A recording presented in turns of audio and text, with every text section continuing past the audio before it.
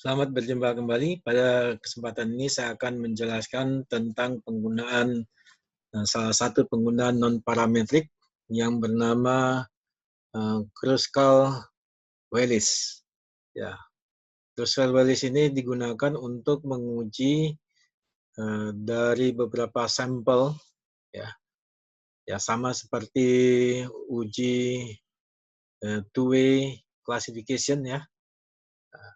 Hanya saja di sini dengan menggunakan metode Kruskal-Wallis, ya, di mana datanya untuk masing-masing sampel itu adalah kurang dari 30. Ya. Nah, berikut ini adalah data untuk pengujian dari Kruskal-Wallis ini, ya, di mana akan menguji IPK dari beberapa jurusan. Ya. Jadi beberapa jurusan ini masing-masing sampelnya kurang dari 30. Ya. Jadi IPK dari beberapa jurusan, di sini adalah kolom IPK, kemudian lamanya studi, kemudian ada jurusan. Ya. Jadi di sini adalah kalau dalam two-way classification ini ada dua klasifikasi, ada IPK dan lamanya studi. Ya. Di sini ada jurusan itu diberi kode 1 ya, sampai kode 5. Ya, pengkodaan itu kita bisa lihat pada variable view. Ya. Ini pada variable view itu jurusan.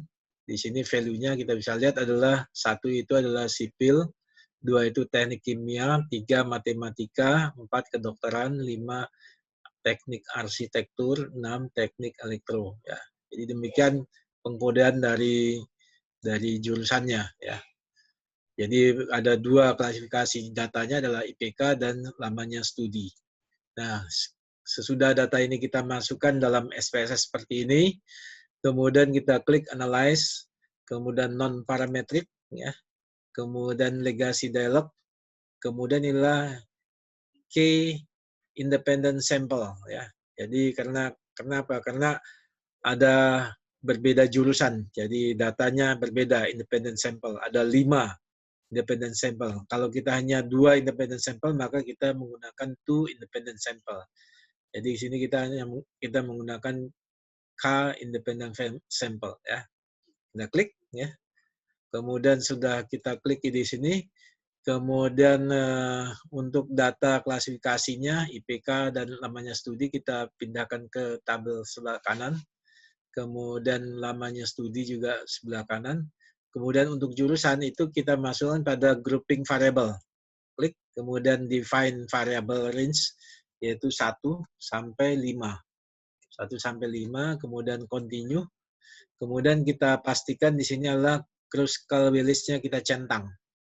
Nah, sudah kita selesai semuanya, kemudian kita klik OK. Ya. Maka datanya bisa kita lihat sebagai berikut. Di sini datanya, ya. Hasilnya sebagai berikut, ya. Di sini adalah rank-nya, min rank-nya. Ya. Jadi Kruskal-Wallis ini intinya adalah menggunakan rata-rata rank. Min rank-nya adalah 15, untuk sipil 15,22, teknik kimia 36,11, matematika 8,4, kedokteran 26,1, arsitektur 29,1, ya. Jadi total datanya ada 45, ya. Nah, yang paling penting adalah kita lihat pada tes statistiknya di sini, signifikannya adalah 0,00, ya. 0,00. Oleh karena itu, maka bisa kita ambil kesimpulan bahwasanya H0-nya ditolak.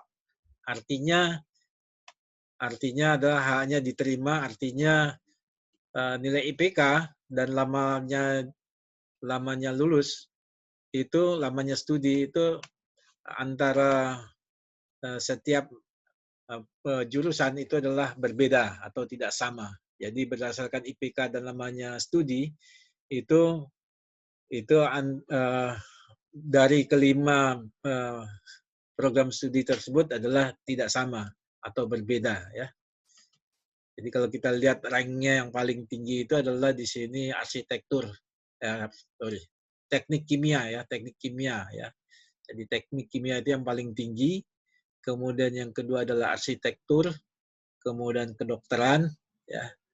kemudian sudah kedokteran itu adalah di sini teknik sipil, baru yang terakhir adalah matematika ya. Jadi bisa kita sebutkan rank paling tinggi adalah di sini adalah arsitektur. Rata-rata ranknya paling tinggi ya. Nah, demikian penjelasan tentang penggunaan Kruskal Wallis test. Ya, jadi ini adalah untuk menguji independent sample test yang banyak ya. Jadi untuk menguji independent sample test yang banyak. Yang mana datanya kurang dari 30 untuk masing-masing sampel. Demikian penjelasan dari Kruskal Wallis test. Semoga bermanfaat.